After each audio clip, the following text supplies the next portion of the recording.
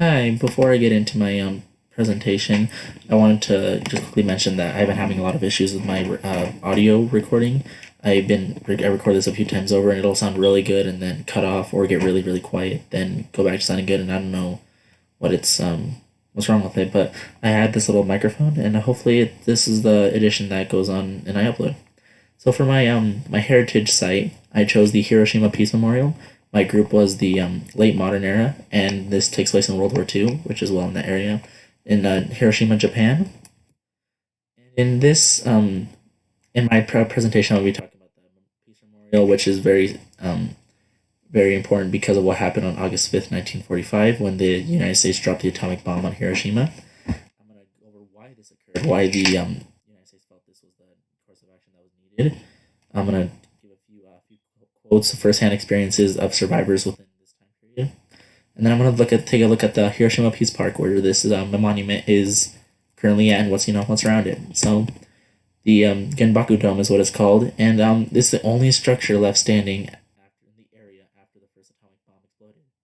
In this picture, you can see that there's some modern day buildings in the background, and it just kind of it's still there. It's a very powerful symbol of what's capable from humankind, and then the resistance of this building and being able to withstand the atomic bomb. Still being there. It's in the heart of Hiroshima. There's a lot of memorials around this. It's a memorial in itself. It's the way they left it in the same condition as it was after the explosion, and it's just kind of it's there and it's showing that it's still still there. So there are only three construction projects, conservation projects on this, where they had steel beams to reinforce it so it wouldn't collapse under its own weight after years of weathering, after the damage already inflicted because of the atomic blast. It's surrounded by the Peace Park, which I'll talk in more detail in a few minutes. And then once you really you see that this building, you really wonder why. Why did the United States feel the best course of action was dropping the atomic bomb on Hiroshima?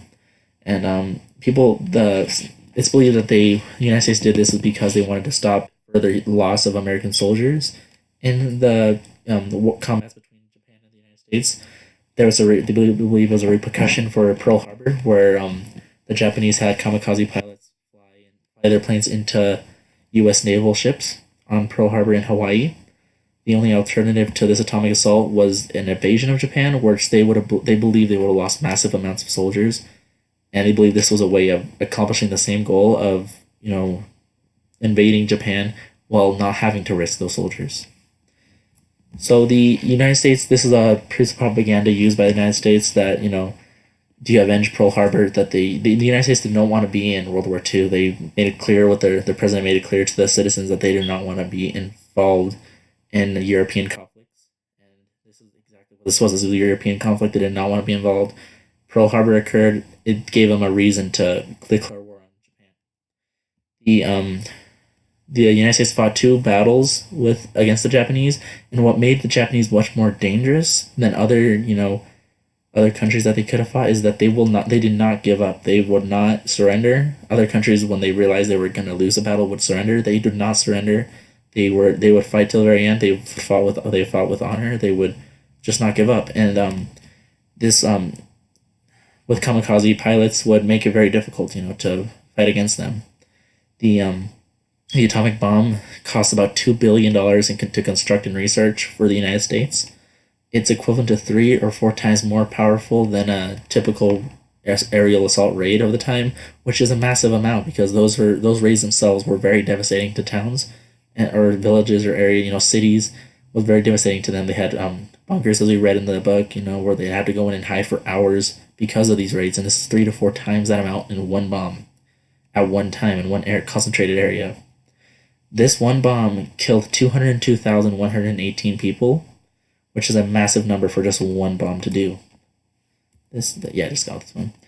So this picture shows the barren sort of wasteland after the attack, after the bomb, where it just kind of leveled everything. This quote is actually from our textbook, the Mr. Katsutani, when he walked around Hiroshima afterwards and just saw, the more gruesome points of this, because most people believe that, when you see that 202,118 death count figure, you believe that they all died, on impact, and it just kind of killed everything in its wake. But it didn't. A lot of people survived it, which when after reading these, you kind of feel remorse for the fact that they did survive. I guess would be a way of saying it. The sight of the soldiers, though, was more dreadful than the dead people floating in the river.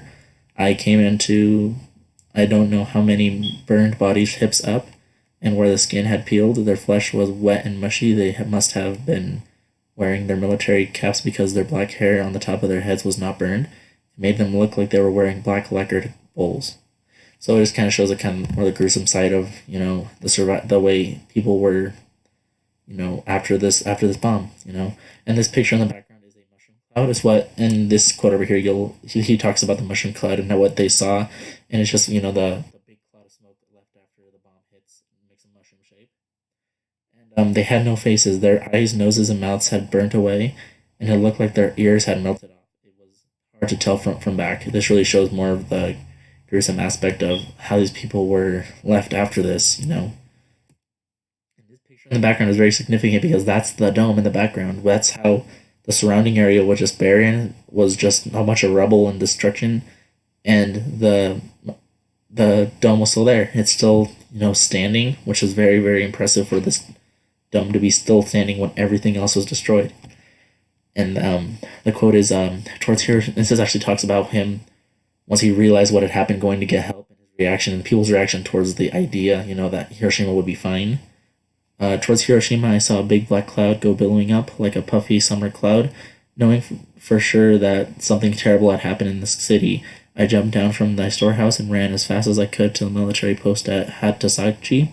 I ran up to the officer in charge and told him what I'd seen and begged him to send somebody in to help Hiroshima, but he didn't even take me seriously. He looked at me for a moment with threatening expression, and then, do you know what he said? He said, "There isn't much to worry about. 1 or 2 bombs won't hurt Hiroshima." There was no use talking to that fool. So this kind of shows people's immediate reaction to people being those away from Hiroshima. They believed that it wasn't. They just thought it was another bombing and that Hiroshima would be fine, and it was not a normal bomb, as you can probably tell. So this is the peace part after the devastation of the attack on Hiroshima. They left the dome in the same condition as it was after the bomb, as a memorial for the incident that occurred.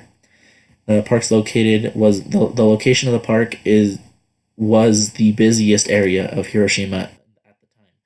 All of the stores and roads and all of the epicenter of the city was destroyed with the explosion of the atomic bomb, just leaving the dome. The only thing there was a dome. So in all of this ash, all this area was cleared in just a bowl of ash, and it's now a park. It's now just a giant memorial around this one dome, kind of using it as a part of the memorial. And it's a powerful symbol, of perseverance over one of the most powerful explosions to occur in modern history or near modern history. So this dome is very significant to the people of Hiroshima. It's probably the best type of memorial they could have. It shows it's a large structure that stayed mostly put together. There's just some structural integrity added to it, but it mostly stayed there in its kind of skeletal form as the attack on Hiroshima. And this is my works cited, and thank you for listening. Let's see how I can